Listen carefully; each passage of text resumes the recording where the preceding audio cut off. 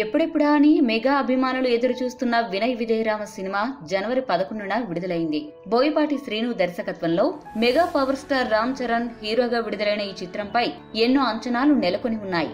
ఎన్నో అంచనాల మధ్య విడుదలైన ఈ సినిమా ఎలా ఉంది అనే విషయానికి సంబంధించి వస్తున్న వార్తలు అభిమానులను కలవరపెడుతున్నాయి. ఈ సినిమాకు వస్తున్న సమీక్షలను బట్టి చూస్తే ఈ చిత్రం అనుకున్న మేర ప్రేక్షకులను ఆకట్టుకోవడం కష్టమని, రామ్ చరణ్ కు ఈ సంక్రాంతికి చేదు అనుభవం తప్పదని చెబుతున్నారు. మరోవైపు ఈ సినిమా రికార్డు కలెక్షన్లను రాబట్టడం కష్టమని విశ్లేషకులు తేల్చేస్తున్నారు. ఎందుకు వినయ్ విజయరామకు సంబంధించి ఫ్లాప్ టాక్ వస్తోంది, ఎవరూ ఊహించని విధంగా ఇలాంటి ఫలితం ఎందుకు వస్తోంది అనే విషయానికి సంబంధించి 3 కారణాలు బలంగా వినిపిస్తున్నాయి. మొదటిది, మంచి మాస్ మసాలా ఎంటర్టైనర్ తీయాలి అని ఆతృతలో కథనాన్ని బోయపాటి మరిచిపోయాడు.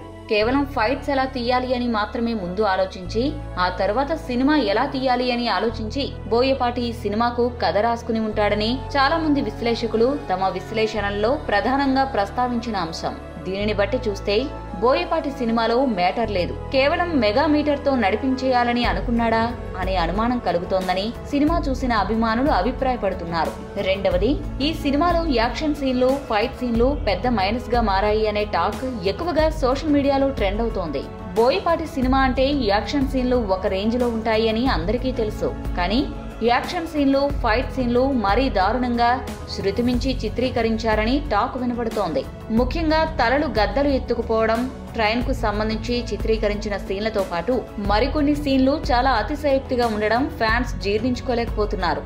అదే సమయంలో కొంతమంది వీటిని ఆధారంగా చేసుకుని సామాజిక మాధ్యమాల్లో రామ్ చరణ్ ని విపరీతంగా ట్రోల్ చేస్తున్నారు. మూడవది, గత కొన్ని రోజులుగా నాగబాబు బాలకృష్ణపై సోషల్ మీడియాలో విపరీతంగా విరుచుకుపడుతున్నారు. ఈ ప్రభావమో లేక మరేదైనా కారణమో తెలియదు గాని ఎన్టీఆర్ కథానాయకుడు చిత్రం విడుదలైన రోజు మెగా అభిమానులు బాలకృష్ణ చిత్రానికి విపరీతమైన నెగటివ్ ప్రచారం చేశారని మీడియాలో వార్తలు వచ్చాయి.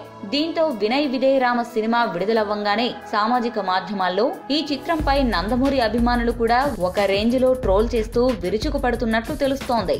సాధారణంగా సినిమా యావరేజ్ గా ఉన్న పండగ సమయం కావడంతో కలెక్షన్లు వచ్చే అవకాశం ఉంటుంది. కానీ ఈ ట్రోలింగ్ వల్ల సినిమాకు ఎక్కువగా నెగటివ్ టాక్ వ్యాప్తి చేయడం వల్ల ఈ చిత్రం కలెక్షన్స్ పై విపరీతమైన వ్యతిరేక ప్రభావం చూపే అవకాశం ఉందని విశ్లేషకులు అభిప్రాయపడుతున్నారు. మొత్తానికి ఇప్పటి వరకు విడుదలైన తెలుగు సినిమాలు సంక్రాంతికి కావాల్సినంత జోష్ ఇవ్వలేదని మెజారిటీ విశ్లేషకులు అభిప్రాయపడుతున్నారు, ప్రేక్షకులు భావిస్తున్నారు. మరి సంక్రాంతి బరిలో చివరిగా విడుదల కాబోతున్న F2 చిత్రం ప్రేక్షకులను ఏ మేరకు ఆకట్టుకుంటుందో వేచి చూడాలి.